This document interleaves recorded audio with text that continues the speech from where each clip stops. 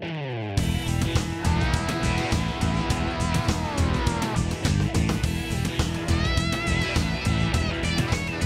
welcome to Ottawa's Onstage Theatre Talk, Ottawa's look at Ottawa theatre. And we've got a couple of special guests here today. We've got two wonderful people coming to us from Once Upon a Kingdom Theatre.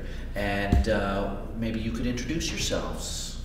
Who are you? I'm Sophie. And you must be one of the producers of the show.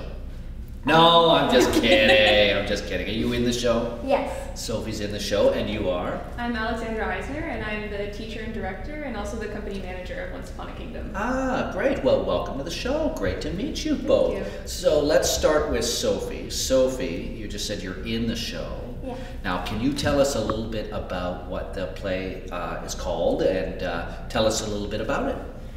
It's called The Myth of the Dreamcatcher, and it's kind of about the myth that the Ojibwe people have, and there's a thing called the Dreamcatcher, and it's supposed to catch all the bad dreams, and then so that you don't have any nightmares and you get good dreams. Wow. And so we're basing the play on that. That sounds like a great play. Now, is this a play that you made up, or was it written by somebody?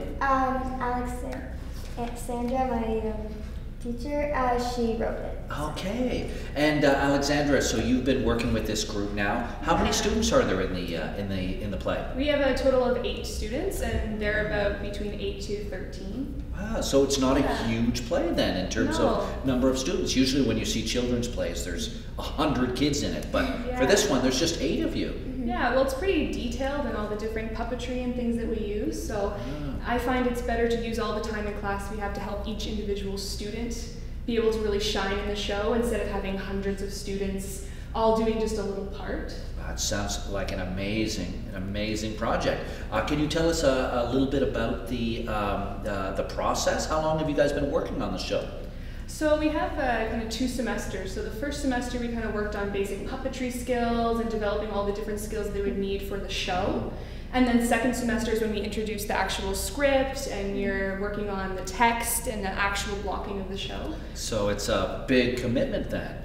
So how many nights a week are you working on the show, or how many days a week? We have once a week on Tuesday, and that's when we go.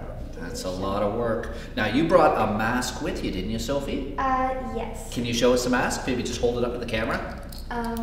Yeah, it's the Spider-Woman, and I play the Spider-Woman. She doesn't talk, but she she's the main character of the show. Wow. So me and another girl, Allie, we do it together. So do you do a lot of physical theater, a lot of movement? We normally like express by doing movement, what she's saying or what she's trying to say. And we also have another puppet in it, and it's supposed to be a boy, and in one part it's about a nightmare, and he's in the nightmare and he's like scared, so he kind of does that to show that he's scared. That sounds like an amazing show. That sounds great. Now, can anyone come and see this show?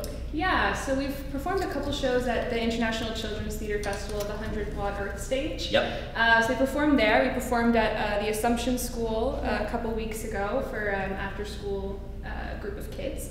And then we'll be showing the show for 8 performances. Magnetic North Festival. Yeah. What a great honor. That's a huge national program, a big festival. Yeah. Well, so you're a seasoned professional. You've been doing this thing forever now, it feels like. Now, have you done shows before? I've done like other shows that I've just shown to a few people, but this is my first like big show that I'm going to be doing at different places. So I'm really excited about it. And Alexandra, have you been with the company for a long time? Yeah, I've been teaching with them for about 2 years now. Sophie was actually in my first class and has been in all my classes since, so we're best friends now. And then recently I become the company manager and kind of taking on a little bit more of that kind of stuff and applying to all these different kind of festivals and increasing kind of our exposure and getting the kids an opportunity to perform at different places. Come see our show, The Myth of the Dreamcatcher. It'll be featured at the Magnetic North Festival from June 7th to 12th. Thank you for watching. Be sure to check out some of the other segments in this episode, including a really fun interview with the boys from Avenue Q.